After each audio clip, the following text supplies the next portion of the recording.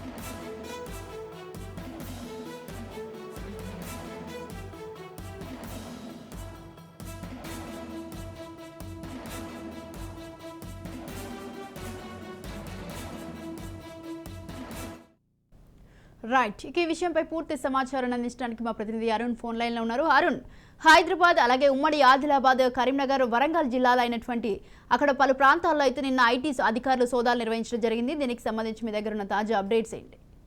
Right Swathi, ఏదైతే ఉమ్మడి ఆదిలాబాద్ జిల్లాకు సంబంధించి కూడా మంచిర్యాల, ఆసిఫాబాద్ జిల్లాలో ఐటీ శాఖ అధికారులు దాడులు అయితే జిల్లాలో కలకలం రేపినాయి. గత నిన్న ఒకేసారి కూడా ఇటు ఏదైతే కాంగ్రెస్ పార్టీ అభ్యర్థి చెన్నూరు అభ్యర్థి వివేక్ వెంకటస్వామి ఇంట్లో కూడా ఉదయం 5 గంటల నుంచి సోదాలు రాత్రి 9 గంటల వరకు కూడా కొనసాగిన. అదే విధంగా కూడా ఆసిఫాబాద్ జిల్లాకు సంబంధించి కూడా ఈ మధ్య కాలంలో బీఆర్ఎస్ పార్టీలో చేరినట్టు ఒక వ్యాపారి రఫీ అనేటువంటి వ్యాపారి ఇంట్లో కూడా నిన్న సాయంకాలం 9 గంటల వరకు కూడా ఐటీ దాడులు కొనసాగినాయి. అదే విధంగా కూడా ఏదైతే మరికొంతమంది కాగజనగర్ సంబంధించినటువంటి వ్యాపారుల ఇళ్లపై, బీఆర్ఎస్ నాయకుల ఇళ్లపై కూడా ఈ దాడులు అయితే కొనసాగినాయి. రాత్రి 9 గంటల వరకు దాడులు లాగినాయి. మరో రోజు అంటే ఈ రోజు కూడా ఆసిఫాబాద్ జిల్లాలో ఈ దాడులు కొనసాగేటువంటి అవకాశం కూడా తెలుస్తా ఉన్నది. ముఖ్యంగా కూడా ఏదైతే చెన్నూరు కాంగ్రెస్ పార్టీ అభ్యర్థి వివేక్ పై కూడా గత కొన్ని రోజుల క్రితం కూడా ఏదైతే డబ్బులతోని కూడా ఓటర్లను ప్రలోభాలకు గురి చేస్తా ఉన్నారంటూ కూడా బీఆర్ఎస్ పార్టీ అభ్యర్థి బాల్క సుమన్ కూడా ఈసీకి కాంప్లైంట్ చేయడం జరిగింది. ఈ నేపథ్యంలోనే ఈ దాడులు జరగడం అయితే జిల్లాలో చర్చనీయాంశంగా మారింది. రాత్రి 9 గంటల వరకు కూడా జరిగినాయి. వివేక్ వెంకటస్వామికి సంబంధించినటువంటి ముఖ్య అనుచరులతో పాటు తన ఇంటిపై, మంచిర్యాలలోని ఐటీ సీట్లో ఉన్నటువంటి తన ఇంటిపైతో పాటు హైదరాబాద్ లో ఉన్నటువంటి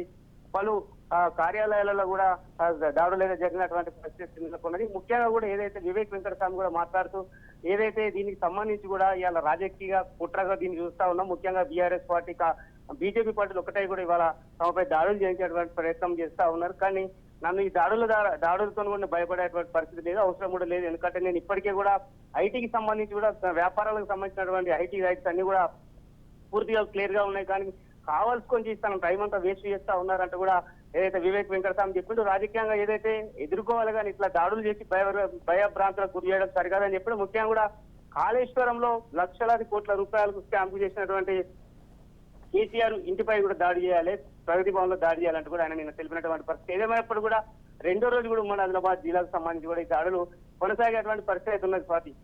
right, thank you Arun, thanks for the details.